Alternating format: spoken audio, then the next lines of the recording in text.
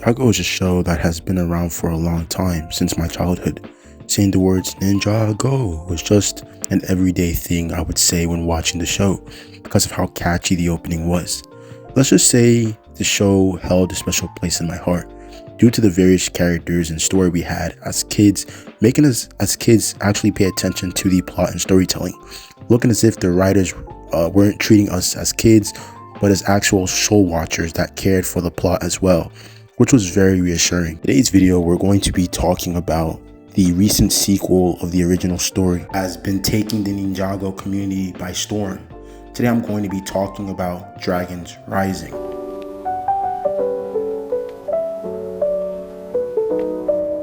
So it is obvious that, the final season of Ninjago Crystalized, a lot of people were just disappointed with the ending because of how it felt like there was more to be desired, like we were missing an extra ingredient. But I was pretty much content with the ending because it felt like an appropriate conclusion to the story as a whole, with the whole squad coming together to defeat the big bad. It was Overlord, who was responsible for all the calamities that was imparted on Ninjago. So I was satisfied with the ending as a whole. After the ending of Ninjago, I was worried about the future of the story, on if it would even return. But then when we got the announcement that there would be a sequel to Ninjago in the coming years, I was on cloud 9, because a show that I loved back then was coming back, but newer, with a whole new flavor to it. Then we got Ninjago Dragons Rising, and I was super excited to check it out. So I watched the first episode and I liked how they handled it, because on Netflix, the first episode was for almost an hour. You can tell that the writers were really taking their time and they were really trying to flesh out the new whole concept of Ninjago, with the story and the plot. Because the first episode, because I watched it on Netflix, it felt like a movie. It felt like a really good refresher, because it's been a year and some change since we got some Ninjago. So it was like a good refresher, the first episode, to kind of remind us of the state of Ninjago, and where we were at and where we left off. And it really kind of set that tone that this was a new show, that it wasn't the Ninjago of the main story of back then, but it was a completely different spin on things. And so then we were introduced to the whole plot of the Merge Quakes, which was basically it was a planetary event that happened within all the realms, and it was basically crashing of different realms together. And it was a really interesting route that the writers took, because it was like, damn, after all these years and after Ninjago, there were still a lot of routes the writers can take to really flush out the story as a whole. So when we got the Merge Quakes, it was a pretty cool concept, with the ninjas being split in different realms, being lost and trying to gain their way back together, but then facing different threats in the realms that they found themselves in. And then, yeah, man, it was a pretty interesting concept. I loved the Merge Quake as a whole. I love that the ninjas were split into different realms, and we get to see the ninjas' journey individually and not them just being together. And we just actually get to see interactions Lloyd and I'm gonna get to that in a minute. But yeah, man, the Merge Quakes is just a really good plot. I'm loving the plot of it already. The whole story behind it, it's really cool. If it wasn't obvious enough, the whole premise of dragons, dragons are a huge focus in this show, because we get to see different dragons from different races and realms, and how they really intertwine together to shape the universe. And they're basically it's just a whole lore behind them that just builds to the Ninjago story as a whole, because we have source dragons who are responsible for keeping the fabric of time and just the balance of the universe at peace. And they're just responsible for so many different things, and it's just so freaking cool, bro. Because Ninjago, as a fan back in the day, we were just missing Ninjago content. So when we got this whole plot convenience with the whole Merge Quakes and the dragons, you bet your $1 that I was excited. And yeah, I'm really liking where the story took the route for their main plot. You know what I'm saying? Then we have the characters. We have a completely new cast of characters. It's not the our main founding characters like Nia and Lloyd, Jay. It's not them. We have a whole new set of characters, meaning a whole new set of interactions. Let me just tell you, man, they just feel so different. Like, they just feel so refreshing. Like, we have Arin, who is our main character, and we see that he is actually a fan of the ninja, growing up, you know, practicing the ninja movement, the spinjutsu and all that. So Arin is just like a complete fan. It's like he's like a self-inserted like audience, like the actual audience of Ninjago. It's as if the writers knew that the audience loved Ninjago so much that they made their own in-character version of them in Arin. So Arin just feels like a very relatable character, and we know that his backstory is just crazy. He was split from his parents due to the Merge Quakes, and he's just trying to find his way back home.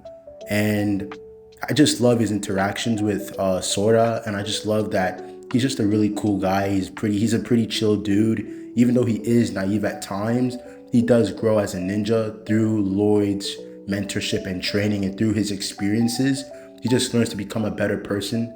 And interesting enough, this guy knows spinjutsu.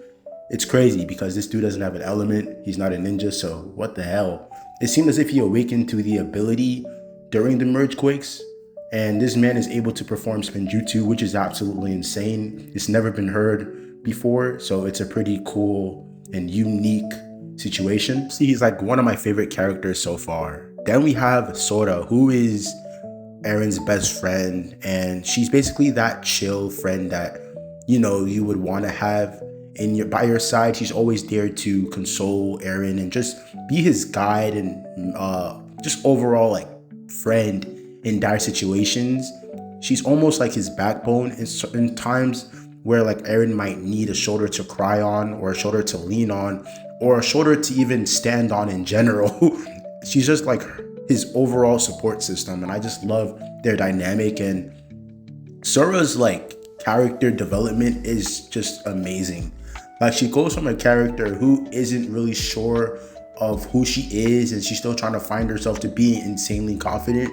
It goes back to her whole backstory, because we know that she's from this kingdom or realm called Imperium, where she was basically praised, or she was basically brought up to worship this queen, her ruler, Queen Beatrix. And it seemed as if her parents even valued the king or the queen more than their own kid. And it seemed that Zora was just like, you know, shut aside and isolated. And it seemed as if her ideals just didn't click with the queen. And so she was the first one to rebel, because she cared for dragons, and she didn't want dragons to be the source of power for Imperium. So her backstory is really complex and very, very interesting. And yeah, man, Sora is just a really cool character. She's awesome. Then we have Ryu, who is he's just a pet dragon. He's a lot more important to the story. I love Ryu. Like, he's such a cute and adorable character. He was meant, for the earlier parts of the show, he's meant to be like just your pet, but he grows to be his own character. Even though, yes, he can't talk because he is a dragon, the writers go out of their way to make him a character through like his interactions with like Arin, and how Arin is able to communicate with Ryu, giving Ryu that sense of, I don't know, identity, because it seemed as if Ryu has a mind of his own, obviously, and he's able to like communicate, even though we as the audience may not understand what he says. The characters in verse do, which is a really cool concept. And it seems like with time, Ryu grows in both his stature, because he grows from a small domestic, you know, dragon to like your big and older dragon. So it seems like with time, Ryu just grows and progresses as a dragon, which is awesome. So yeah, man, the cast of characters we have is pretty top tier already. I don't see any way that they can mess them up. They're just so cool and very engaging as time goes on, you know. We have the villains. Oh my goodness, are the villains amazing. Like, we have Queen Beatrix. For the most part, I didn't have a problem with her. She was pretty menacing during her time on screen. Like, I felt as if the ninjas like had their word cut out for them, because it seemed as if this chick was just like crazy. She just kept plotting, and she was like 10 steps ahead, and she had like a good handle on what her plans were, using the source dragons to power up her, machinery and power. Yeah, she was a pretty decent villain. I really did like her. She was pretty interesting with her backstory of her, like, growing up, being jealous of her sister, Zeatrix, because she had an element, but she didn't. So it seemed as if she just wasn't, she felt that she didn't stack up to her sister. And so what that kind of led to Beatrix kind of, offering both her sister and father, the villain that we all know today. And then we have Roz, who is I don't even know what to call him. Is he like a bear or a werewolf? But yeah, bro is just a beast, literally. Like, this dude is absolutely insane.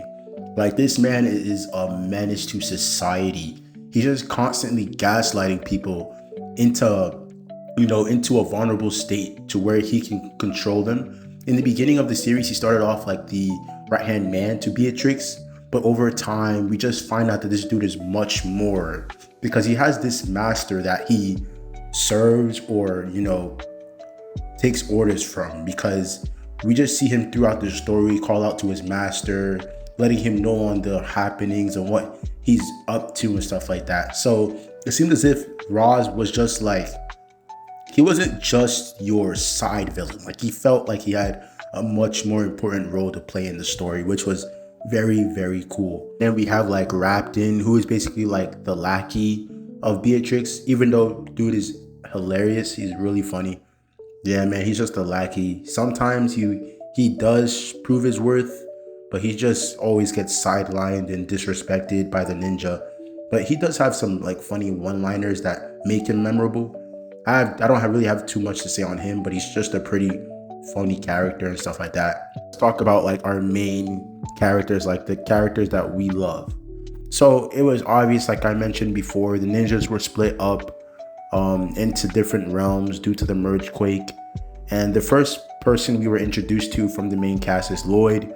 Lloyd ends up finding both Arin and Sora, because Arin and Sora, as they are like running away from Roz and them, Lloyd kind of runs into them, and it seems as if Lloyd is now going to be taking that leadership role, mentor role. And it's so cool that Lloyd, we constantly get this like internal battle within him where he's trying to live up to Sensei Wu's shoes. Since Sensei Wu's gone, Lloyd has to take on the mantle of being the new sensei. I just love seeing Lloyd struggle with that like whole situation, because it's like Lloyd feels like in his heart he's not worthy of becoming the next sensei. But obviously with time, Lloyd proves himself to be worthy of the mantle. And I just love his relationship with the kids, the new kids, like Arin, how he's constantly just like giving him good positive affirmation, telling him that he will become a good ninja. And I just love Lloyd's role as the new sensei of the group, which is just very cool.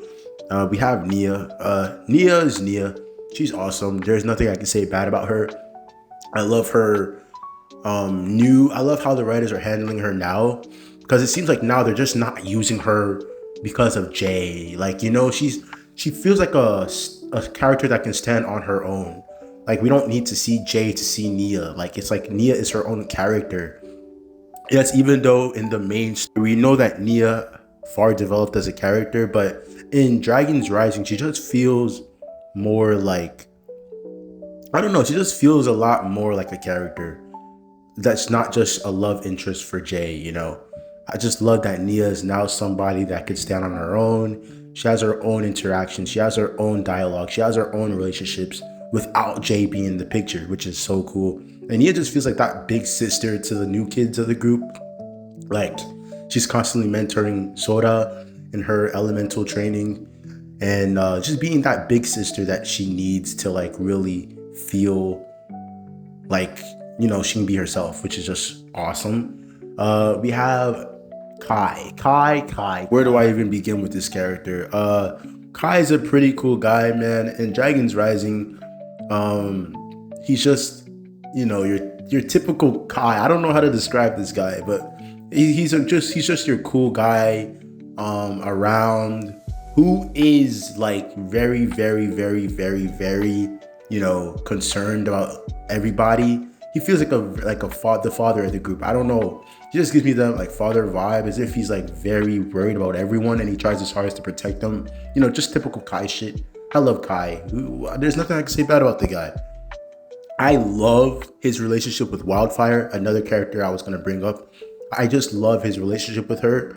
He seems like a big brother to her, like, bruh, since they both control the same element. Not really the same element, but you know what I mean. Since they both control a similar element, it seems as if Kai is like the big brother to her, kind of helping her control and hone her skill. And I just love Kai in Dragon's Rising, man. He's just such a cool character with the countless sacrifices, and with him always putting his body on the line for his friends. It's just so honorable, man. They did Kai really good in this show than they did it with the main story. Because, yeah, some people just weren't fans of like how they handled Kai in the later seasons, but they for sure made up for it with Dragon's Rising, for sure. Jay, you can't really say too much about Jay since dude is just turned villain mode. Like, there's really nothing to say about Jay. Hopefully he just snaps out of it and just, apologizes to Nia for what he said to her. Because, bro, I will never forgive that dude. Why would you say that to her? But yeah, Jay is on his villain arc right now. We just gonna let him cook with that. We have Zane. Zane is Zane, bro. I love Zane. For the most part, Zane is just he's just, I don't know, man. I feel like Ninjago's right. I don't like what they did with Zane. I know they're gonna flesh him out more, but like, bro, man, I just feel bad for my boy Zane. Like, I don't know what is going on with him at all. It just feels like the writers just decided to like sidelight him a bit. Because I get it, he's not the main focus anymore, because it's, focused on the new kids now. But it just sucks that my boy Zane isn't really getting that much love from the writers. Like Lloyd is, like everyone else is. Like, it seems like Zane is just there. I hate to say that, because Zane is like one of my favorite characters, and I hate that this is what he's been reduced to. But hopefully, yes, they will do my boy Zane better, because Zane he just deserves more, man. We have Cole. Cole, I love what they did with Cole, man. Cole is really, really exploring his own. He's becoming his own person, obviously. Like, he's exploring he's on his own journey, and I like that. I like that the writers are giving Cole somewhat of a solo mission.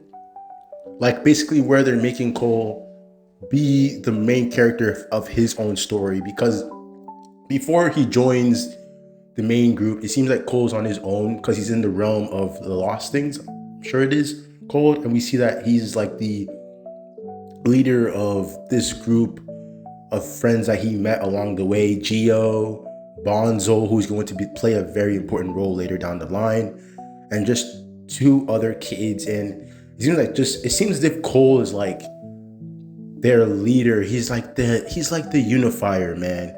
Like, within that like group, he's like a leader. I don't know how to say it, bro. It's like, I just love what they did with Cole in Dragon's Rising, giving him his own group and giving him his own story, because it's like, Cole deserves that. Cole deserves a story to himself, to flesh him out a lot more, because Cole just hasn't been what he was since like the Ghost Saga. I forgot what the season was called, but he just hasn't been what he was since that Cole with the Ghost Saga, when he turned into a ghost and stuff like that.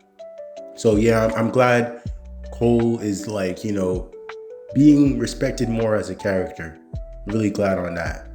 And yeah, man, overall, my opinions of Dragon's Rising, it's a really, really good show. Really amazing show. A breath of fresh air, for sure. It feels like I'm watching a completely different show, but it's still Ninjago nonetheless. It's just a breath of fresh air. I'm really, really, really, really appreciative of what the writers did, the route they took for Dragon's Rising. It just feels like a completely different concept. and I'm all here for it, man. Man, I highly suggest you guys check it out. Dragons Rising, it's amazing. I think they have like two seasons out right now. 2 parts each for every season. So yeah, man, I hope you guys enjoyed the video. Make sure you guys like, comment, and subscribe. Please help your boy out. We're on the road to 100 subs. I'll see you guys in the next one. If you guys like this video, I'll post more Ninjago vids. Who knows? But yeah, man, I'll see you guys in the next one. Peace.